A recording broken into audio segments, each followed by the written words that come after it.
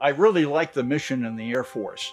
We started out with C-119s, and I was a master sergeant when I finally retired. There's this one part in the second stanza where it talks about, our flags unfurled to every shore from sea to shining sea. And it talks about, where you're in every clime and place. Well, you don't quite realize that at the time until you go out and you actually live and you go to every clime and place. I went in the military in 1955 as a PFC in a Quad 50 Twin 40 outfit, and then got a degree from Georgia Tech and entered as a first lieutenant in surface-to-air missiles. Washington, D.C. at Andrews Air Force Base. That's where I was ultimately stationed for most of my career.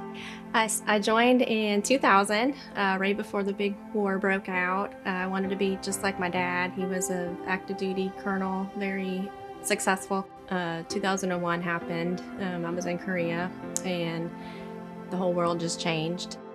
Post 9/11, life became much more like active duty again.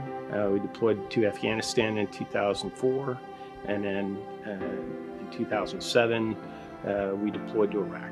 And we got the word that we'd be going to Iraq, and it was supposed to be a peacekeeping mission. And things just ended up happening there that were not so peaceful. You had enough to deal with, and a lot of things you needed to focus on to stay safe and to do what you needed to do. We were just in our vehicles, Humvees, and I found myself with one squad leader. We'd break out into teams, and we went out to Al-Qaim, which is on the Syria border, and found out that after my convoys that our people were being shot at.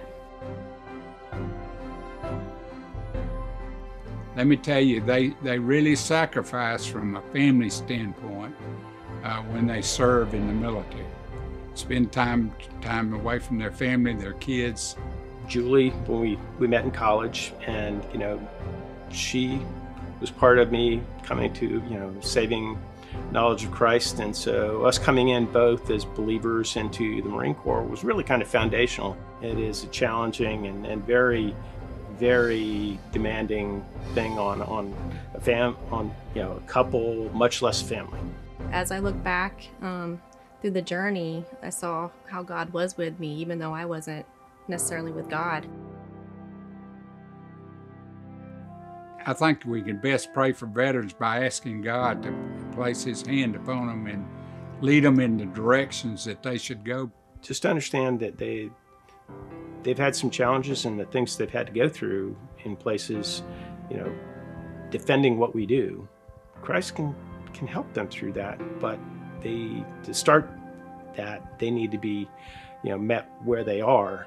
I'd find myself in situations where the world was closing in on me, and my mom said, "You have to get counseling." The new memory replaces the old memories, and your life can move forward and be better than it was. I know God and counseling were the biggest things for me. I think we did a great job. The only reason I stayed with them as long as I did, because I was only required for 6 years, was because of the mission. It was a worthwhile mission. We helped people. We did useful things, and I learned a lot. To all the veterans in our church and in our community, we want to say thank you. On the behalf of Burnt Hickory, all our staff, we love you, we support you, and this Veterans Day we pray that your family is blessed. Thank you for your service to our country and defending our freedoms.